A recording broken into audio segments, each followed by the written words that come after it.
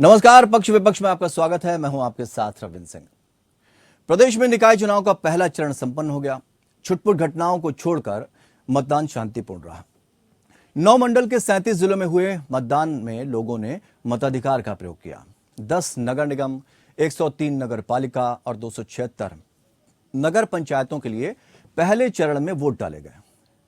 प्रधानमंत्री नरेंद्र मोदी के संसदीय क्षेत्र वाराणसी और सीएम योगी की कर्मभूमि गोरखपुर के अलावा राजधानी लखनऊ, प्रयागराज, सहारनपुर, मुरादाबाद, आगरा, झांसी और देवीपाटन मंडल में वोट पड़े। अब 11 मई को दूसरे चरण के वोट डाले जाएंगे, लेकिन इस दौरान सभी दल एक दूसरे पर जमकर जुबानी तीर चला रहे हैं। सीएम योगी विकास और माफिया के खात्मे पर सपा पर निशाना साध रहे हैं। सपा को माफियाओं का संरक्षक बता रहे हैं। हाल ही में गोरखपुर में प्रचार करने पहुंचे यूपी सीएम योगी आदित्यनाथ ने माफिया का जिक्र करते हुए कहा, अब गोरखपुर जाम, गंदगी, जल जमाव, मच्छर, माफिया वाला शहर नहीं रहा। अब आपकी पहचान बदल गई। अब गोरखपुर सेफ और स्मार्ट सिटी है। वहीं सपा प्रमुख अखिलेश यादव ने इस दावे पर उन्हें घेर लिया। अखिलेश यादव सीएम के विकास के दावों को खोखला बता रहे हैं। वहीं सपा अध्यक्ष ने बीजेपी पर आरोप लगाया कि भाजपा के लोग नफरत फैलाने और हिंदू मुस्लिम को लड़ाने की राजनीति कर रहे हैं। इनके पास जनता को बताने के लिए खुद का कोई काम ही नहीं है, एजेंडा नहीं है। भाजपा सरकार ने नगरों में समाजवादी पार्टी की सरकार के दौरान हुए विकास कार्यों तक को रोक दिया।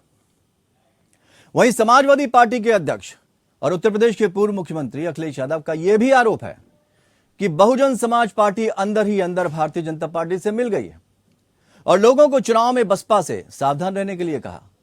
वहीं मायावती समाजवादी पार्टी और बीजेपी दोनों पर हमलावर हैं। त्रिकोणीय मुकाबला, कांग्रेस कहां टिकती है, बीएसपी कहां टिकती है, ये जो मुकाबला है ये किसके बीच का है, ये समझना बहुत जरूरी है। कई बार बात चलती है कि एंटी इनकम्बेंसी यानी सरकार से आप इत्तेफाक नहीं रखते, उनकी योजनाएं, उनकी नीतियां, उनकी नीयत, इन सब चीजों से जनता जब दो चार होती है और उसको लगता है कि हमारे जो अपने मुद्दे हैं, चूंकि निकाय चुनाव की जब बात आती है तो स्थानीय मुद्दे ज्यादा महत्वपूर्ण होते हैं। स्थानीय मुद्दों को लेकर बात ना करने पर और बात वहां की चले जहां से आम जनमानस को क्या फायदा होगा, तो फिर जनता थोड़ा सा मन बदलती है।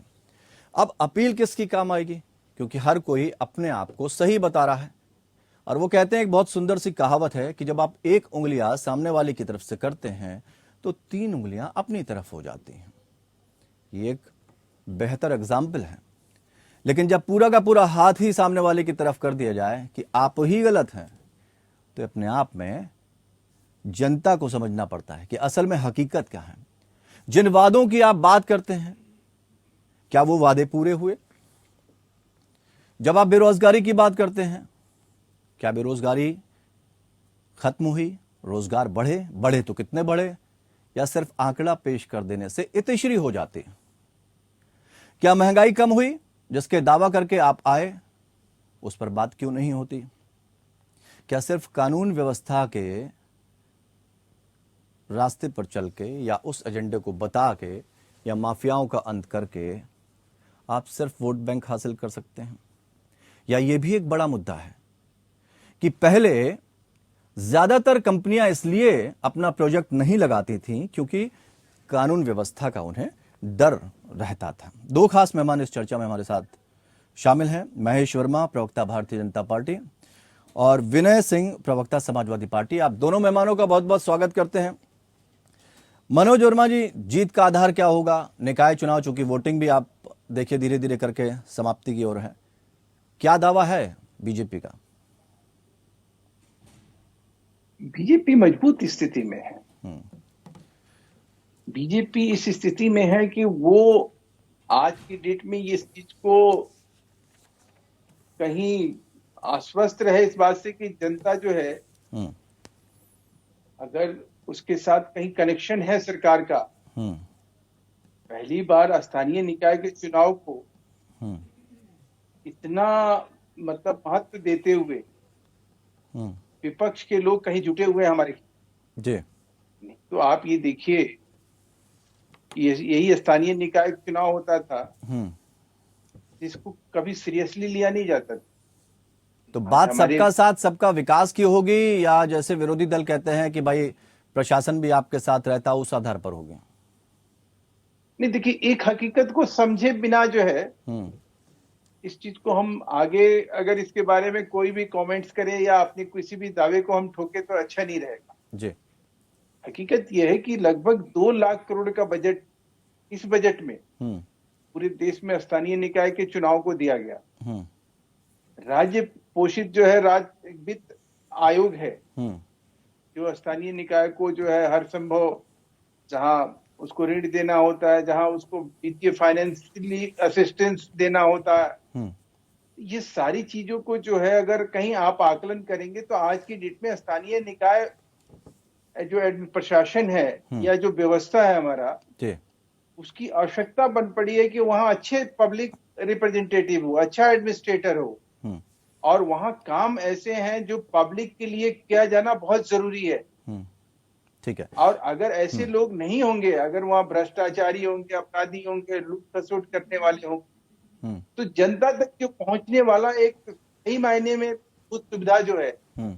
जिससे आज देखिए कि हम और आप सहज होते हैं, इसी बात लेकिन को तो गलती अखिलेश क्या यादव करते कह रहे हैं, पूर्व मुख्यमंत्री यही कहना चाह रहे हैं कि भाई स्थानीय मुद्दों पर भी बात नहीं हो रही है, कूड़ा करकट फैला हुआ है, स्मार्ट सिटी की आप बात कर रहे हैं, गांव और मोहल्लों की कोई सुध नहीं ली जा रही है, गली नाले अभी तक बन नहीं पाए हैं पूरे। अब योगी जी ने आंकड़े मंगाए हैं सबसे कि भाई आंकड़ा दो, किसने कितना काम किया। नहीं नहीं, अखिलेश जी जो है उन्होंने तो कभी कुछ किया ही नहीं, उनका तो कोई नैतिक आधार ही नहीं बनता है। हम्म। और अगर हमने कुछ नहीं किया होता तो ऐसे हम 14 म्युनिसिपल कॉर्पोरेशन नहीं जीत रहे होते। हम्म। हम जो है स्थानीय निकाय चुनाव में उनसे बहुत आगे थे, और वो खुद अपने आप का कभी आत्मचिंतन और मंथन करेंगे तो समझ में आएगा कि एज ए चीफ मिनिस्टर रहते हुए स्थानीय लोकल बॉडीज के चुनाव में जो है उनकी वो पूरी तरह से सपा जो है साफ हो गई थी। ठीक है सवाल यह विनय, है ठीक कि है विनय जो सिंह ना जी, करने वाले लोग विनय हैं, सिंह जी, महेश वर्मा ये आतंक कहना और चाह रहे हैं कि अपराध अगर के समाजवादी बलबूते पार्टी पे ने काम चुनाव को किए जीतने वाले होते लोग, तो जनता आपके समर्थन में जाती। जिस तरह से भारतीय जनता पार्टी को जनता का समर्थन, जनता का प्यार मिल रहा है, भरोसा बढ़ा है, और अखिलेश जी तो कुछ भी बोलते रहते हैं, अपने गिरेबान में झांक कर देख लें। देखिए, अभी महेश जी जिस तरीके से कह रहे थे कि जनता आश्वस्त है, मुझे तो ये खुद ही आश्वस्त नहीं लगते हैं कि जो इन्होंने बोला है कि इससे आश्वस्त है कि नहीं है। अब दूसरी बात, इन्होंने जितनी बातें कही है, झूठ के पाठशाला का एक आधे पन्ने का स्क्रिप्ट था जो इन्होंने पढ़ दिया था, शायद वो पढ़ नहीं पाए और जल्दी इन्होंने ज्वाइन किया है, पहली चीज। दूसरी चीज देखिए, विकास का जो आयाम है इसमें कोई दो राय नहीं है कि माननीय राष्ट्रीय अध्यक्ष श्री अखिलेश यादव ने पूरे उत्तर प्रदेश में एक विकास के विजन के साथ आए थे।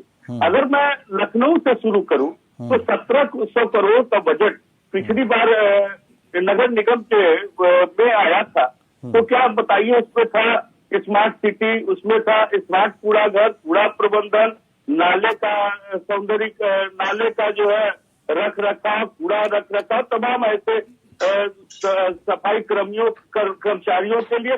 लेकिन क्या आपको लगता है कि इन सब बातों पर कहीं आपको दिखता है लखनऊ के अंदर? आज लखनऊ की स्थिति बदहाल है। लखनऊ में अगर देख लिया जाए तो नहीं, ये बात अगर लखनऊ की स्थिति बदहाल है तो ये एक आध इलाकों में है, एक आध इलाकों से पूरे प्रदेश की स्थिति का थोड़ी ना बयां किया जा सकता है ना। आप सीएम आवास से 300 मीटर की दूरी पे आप देख लीजिए। नहीं, आपने सवाल नहीं सुना। सदर हॉस्पिटल के बगल में। ठीक है, मैं दूसरी बात कर रहा हूँ विनय जी। आप लखनऊ में आ जाइए, पूरे आप लखनऊ में चले जाइए, अलीगंज चले जाइए, विकास नगर चले, मालवनी चले, ये सब जल भराव, कितना बम्पर जल भरा होता है, लेकिन कहीं पानी की निकासी है? कहीं नहीं है। उत्तर प्रदेश में लखनऊ ही नहीं, अगर मानिए हम योगी आदित्यनाथ जी महाराज की सिटी की बात करें तो अभी पिछला समय बरसात का घुटनों से ऊपर पानी था, लोग किस तरह से गुजर बसर कर रहे थे। तो वो तो कह रहे हैं कि अगर आपके पास है सारी चीजें तो उसको एक बार सोशल मीडिया पर डाल दीजिए, पता तो लग जाए कहाँ कहाँ काम नहीं हुआ। इस तरह हवाई बातें करने से थोड़ी ना पता लगेगा कि आप बस आरोप लगाते रहेंगे। सुनिए, उनको आप सुना, मुझे भी सुन लीजिए, पूरी बात सुन लीजिए, उसके बाद कहीं बोलिए जी। देखिए, वो बातों के सौदागर, वो सिर्फ बातों में बातें करना जानते हैं, लेकिन हमने दिया, हम बता सकते हैं, हम गिना सकते हैं। लखनऊ के अंदर मेट्रो हमने दिया, लखनऊ के अंदर कैंसर हॉस्पिटल से लेकर लोहिया हॉस्पिटल हमने दिया। अगर हम खेल के रूप में देखें, कान्हा स्टेडियम हमने दिया, के रूप में देखें रिवर फ्रंट हम तमाम ऐसी सड़कें दिया है जो लखनऊ से लेकर आगरा तक कनेक्टिविटी को सही करने के सब कुछ हमने दिया। ये ठीक बात है, आप अपनी जगह बिल्कुल ठीक है विनय जी, लेकिन वो कह रहे हैं कि माफियाओं का अंत हमने किया, गुंडाराज हमने खत्म किया, सारे माफियाओं को पनाह नहीं दी उन्होंने कही। सुनिए साहब, सुनिए, गलत है। सारे माफियाओं को भाजपा में शामिल कर लिया। जो माफिया इनके साथ नहीं रहे उनको माफिया कहते हैं। वो माफिया नहीं है, नेताओं को कहीं न कहीं वैमनस्यता के कारण लोगों ने दमन करने का जो प्रयास किया। जो माफिया है उसके साथ हो, इसे कौन मना करता है, लेकिन जो माफिया भाजपा के अंदर है, आप अपराध के पहले कैसे बताएंगे? ठीक है, आप किसी के ऊपर तमाम हम महेश वर्मा जी से जवाब लेंगे। महेश वर्मा जी से, ठीक है जी। निकाय चुनाव पर जुबानी जंग और माफियाओं का अंत नहीं किया है भारतीय जनता पार्टी ने, विनय सिंह का ये कहना है। जो माफिया, जो गुंडा बदमाश भारतीय जनता पार्टी में है, उनका बचाव क्यों, उधर की तरफ भी सुई घूमनी चाहिए, ये आरोप है विनय जी के। महेश वर्मा जी से सवालों के जवाब लेते हैं। महेश जी, वो कह रहे हैं भारतीय जनता पार्टी के अंदर जो लोग बैठे वो किसकी छत्र छाया में बैठे हुए हैं, उन पर इतनी मेहरबानी हो रही है, और जो लोग जेल में बंद हैं उनको बाहर निकलवा के उनकी हत्या हो जाती है और भारी सुरक्षा के बीच हो जाती है, इसको आप कानून व्यवस्था कहते हैं? देखिए, अपराध, आतंक और अपराधी, इनके जरिए शासन चलाने वाले लोग, सरकार में आने वाले लोग, और आज भी पार्टी उन्हीं के भरोसे चला रहे हैं। सवाल है कि बौखलाहट तो होगी। अब रही बात भारतीय जनता पार्टी की तरफ कौन है, क्या है, कैसे है, आपके उप मुख्यमंत्री के अपराध की संख्या मैं बीच में मैं बोला नहीं, मैं असभ्य तरीके से कोई बात नहीं रखता। भाई झूठ बोलो, विनय जी आपको मौका देंगे, उनकी बारी, वो बोल रहे, फिर आप रख दीजिए। तरीका नहीं है बात करने तो आप टोक दीजिए, लेकिन आप झूठ बोलेंगे तो हम टोकेंगे क्योंकि नहीं विनय जी आपको मौका देंगे ना। विनय जी, महेश जी को देखिए, आप जब बोल रहे थे तो महेश जी नहीं बोल रहे थे, उन्होंने आपको पूरी बात रखने दी। इनके पास शब्द ही नहीं, बोलेंगे क्या? कोई बात नहीं, जितने शब्द हैं उतने बोल लेने दीजिए, कोई दिक्कत नहीं। महेश जी, सरकार के पास नहीं है, ये क्या बोले? कोई बात नहीं, एक बार उन्हें बात रख लेने दीजिए, फिर हम आपके पास आ रहे हैं जी। तो मेरा ये कहना है कि आप देखिए, या मोती गोयल का गाजियाबाद का लैंड स्कैम कांड हो, या जब से जोगी सरकार आई है, आपको सुन के आश्चर्य होगा कि लाखों एकड़ जमीन इन माफियाओं से, भू माफियाओं से सरकार ने मुक्त कराई। और वो जमीन जो है, इस सब स्थानीय निकाय के से जो जुड़े हुए व्यवस्था, उसकी मैंने जो उसमें परियोजना थे, प्रोजेक्ट थे, उस पे वो बनने के बजाय, जन सुविधा तैयार करने के बजाय वो सब चीज कब्जा कर लिए गए। कहीं सड़कों पे मस्जिद बन रहा है, कहीं सड़कों पे अतीक के मकान बन रहे हैं, कहीं मुख्तार के बन रहे हैं, कहीं खान बन रहे हैं। नहीं, अब तो ये जो अब शिकायतें मिली हैं, घटिया निर्माण, विकास कार्य ना होना, सड़क नाली ना बनना, इनकी तो सूचनाएं सीएम तक, मुख्यमंत्री तक पहुंची हैं, और उसके बाद मुख्यमंत्री जी ने ये कहा है कि भाई इन सब सारी चीजों का ब्यौरा हमें दीजिए। तो इसका मतलब कहीं ना कहीं सच्चाई है जो विनय जी कह रहे हैं बात। देखिए, दो तीन चीजें आपको समझनी चाहिए। जो अज्ञानता प्रमुख जो है, वो लगातार इस निकाय में पहले दिन से चिल्ला रहे हैं। वो पता नहीं ना, तो कम से कम एक लीडर है, सपा के राष्ट्रीय है, इतनी तो समझ तो रखनी चाहिए कि जो स्मार्ट सिटी का जो वो गाना गा रहे हैं, चला रहे हैं, उसमें इतना है कि स्मार्ट सिटी है, स्मार्ट का इंडिपेंडेंट फंक्शन होता है, उसका स्थानीय क्या या स्थानीय प्रशासन उसको कोई लेना देना नहीं है। वह एक अथॉरिटी का एक सीईओ होता है, आईएएस अफसर होता है, जो उसको रेगुलेट करने सारी कानून और कायदे बने हुए हैं, सब सरकार बना कर देती है। ठीक है, तो स्थानीय निकाय का, म्युनिसिपल कॉर्पोरेशन का या लैंड डेवलपमेंट एजेंसी का क्या लेना देना है, और चीजों को उठाकर स्थानीय निकाय के चुनाव में आवाज कट रही महेश जी, थोड़ा सा, अगर थोड़ा सा नेटवर्क। एक बात जी, विनय जी से अब ले लेते हैं। डाले, और इस तरह से करप्शन जी, दूसरों को महेश जी, आपकी आवाज से क्या बात है? ज्ञान बताने वाले, जी। दूसरों को अज्ञानता का सीख सिखाने वाले, आसाराम बापू के प्रवचन सुनाने वाले मान्यवर, आपसे सीख लेने महेश की जी, एक मिनट। आवश्यकता नहीं है कि आप बताने की का जो प्रयास कर रहे हैं हाँ। कि स्मार्ट सिटी से जिले से कोई मतलब नहीं है। हाँ। स्मार्ट सिटी किसी जिले को, किसी शहर को ही तो बनाया जाता है। अगर स्मार्ट सिटी का आपसे यह ज्ञान लेने की आवश्यकता नहीं कि आईएएस होता है, सीसीएस होता है, धरातल पे आपसे पूछने का प्रयास किया जा रहा है कि आप कोई एक ऐसा वर्क बता दीजिए, कोई एक ऐसा विजन बता दीजिए जिसको लेकर के आप आगे बढ़े। लेकिन उत्तर प्रदेश के अंदर किसी शहर में ये नहीं बता सकते।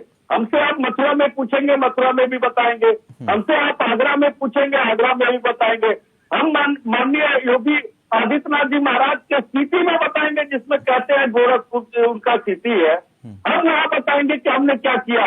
लेकिन आप पूरे उत्तर प्रदेश में बता नहीं सकते हैं।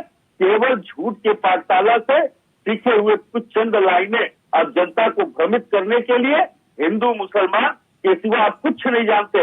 आज युवा बेरोजगार हो रहा है, आज युवा परेशान है, आज किसान को खाद नहीं मिल रहा, डीएपी नहीं मिल रहा, आवारा पशु उनके खेतों को नष्ट करे जा रहे हैं। इस पर सरकार ने क्या किया? नहीं तो फिर आपको दिक्कत कहां पर आ रही है विनय जी? क्योंकि असल में यह है कि जनता अगर आपको नकार रही है तो ऐसी कौन सी चीजें हैं जो आपको परेशान कर गई? कौन सी चीजें हैं जिसने आपको नुकसान पहुंचा दिया?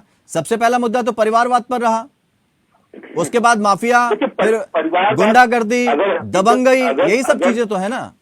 इसको उन्होंने मुद्दा बना दिया।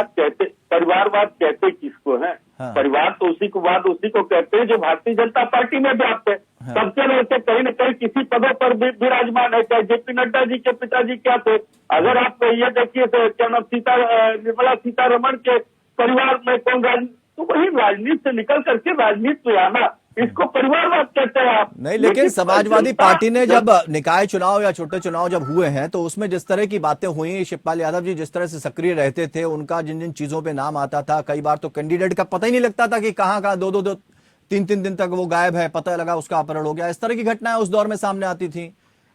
तो क्या आपको जिला पंचायत के चुनाव में आपको नहीं दिखा है क्या किस तरह से कट्टा लगा करके भारतीय जनता पार्टी के गुंडों ने महिलाओं का चीरहरण किया था? आपको दिखा नहीं है?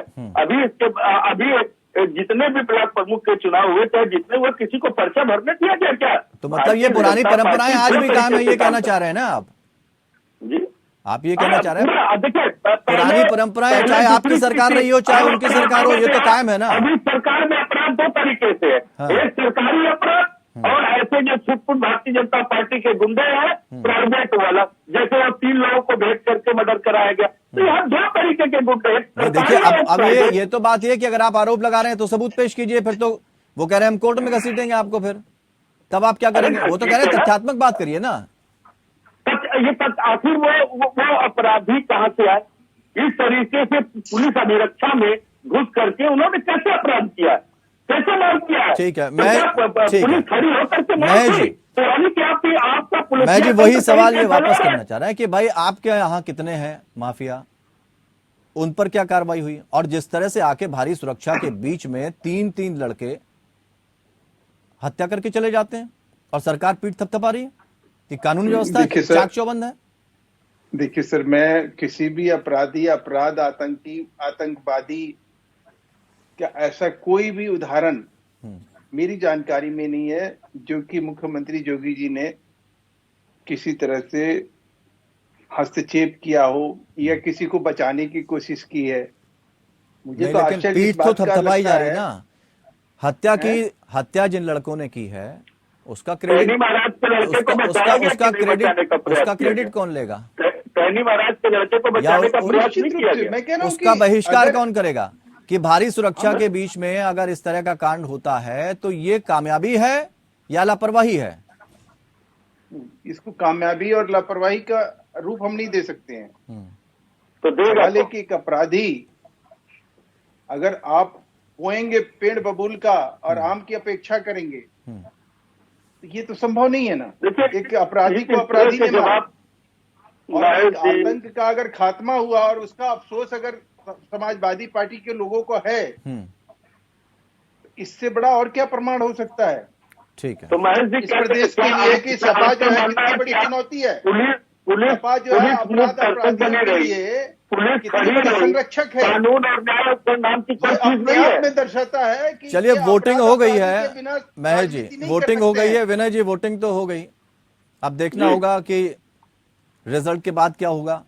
आपको भी इंतजार है, जनता को भी इंतजार है, किसको जनता वापस चुनकर भेजती है या सत्ता परिवर्तन होगा, इसको भी देखें। गोरखपुर का चुनाव हार रहे हैं महाराज जी। लेकिन चलिए आप देखते हैं कौन अपनी पीठ थपथपाएगा। बिल्कुल। जनता जनार्दन होती है। बहुत बहुत शुक्रिया आप दोनों मेहमानों का हमारे साथ इस चर्चा में शामिल होने के लिए।